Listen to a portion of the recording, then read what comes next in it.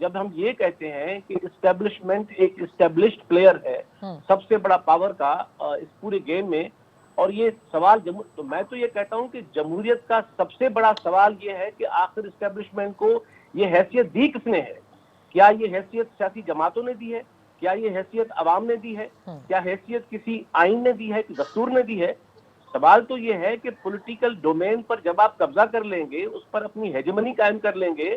اور سیاسی جماعتوں کو آپ مجبور کر دیں گے کہ آپ کو اگر پاور کے ساتھ کسی طرح سے جڑنا ہے تو آپ کے پاس راستہ عوام کا نہیں ہے، اسٹیبلشمنٹ کا ہے، تو میں تو سمجھتا ہوں کہ یہ جو سیاسی جماعتیں، یہ بات آپ کی درست ہے کہ اس حمام میں سب ایک جیسے ہیں کہ یہ deal P M L N بھی کرتی رہی ہے، پی پی بھی کرتی رہی ہے، اب بھی کریں گے، پی ٹی آئی تو ہے ان کی پیداوار۔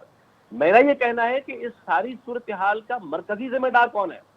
یہ اگر ہم طے کر لیتے ہیں کہ اسٹیبلشمنٹ ہی نیوکلس ہے اور انہی سے رجوع کرنا ہے جمہوریت کے، تو پھر تو بوریا بستر باندھ دیجیے جمہوریت کا، پھر کائے کی پارلیمنٹ، کائے کے انتخابات، کائے کے عوام، کائے کی ایک جمہوری ریاست اور دستور۔ تو میں تو سمجھتا ہوں کہ سب سے بڑا پرابلم ہی یہ ہے کہ اسٹیبلشمنٹ کو یہ مرکزی حیثیت حاصل کیوں ہے، اور کس نے دی ہے یہ حیثیت ان کو کہ وہ یہ حیثیت لے۔ دوسری بات جو اس سارے ڈسکورس کا سب سے اہم پہلو ہے، تو یہ ٹھیک ہے کہ سیاسی جماعتیں، پی پی پی، پی ایم ایل این، دیگر جماعتیں اس معاملے میں کمزور ثابت ہوئی ہیں کہ وہ بھی مجبوری میں آ کر یہ ڈیل کر لیتی ہیں، لیکن میرا تو یہ کہنا ہے کہ ان کو مورد الزام ٹھہرانے کی بجائے ہم تو اس بنیادی فریق پہ آئیں کہ جو مجبور کرتی ہے سیاسی جماعتوں کو، جیسے زیغم نے کہا کہ آئین کہتا ہے کہ ڈی جوہر حکومت اور یہ ہوگا، یہ پاور اس طرح سے جائے گا، ڈی فیکٹو کہیں اور رہے گا۔ اور میں نادیہ ایک آخر میں جو سب سے بڑا سوال ہے اس سارے ڈسکورس کا، میں اس پہ آنا چاہ رہا ہوں۔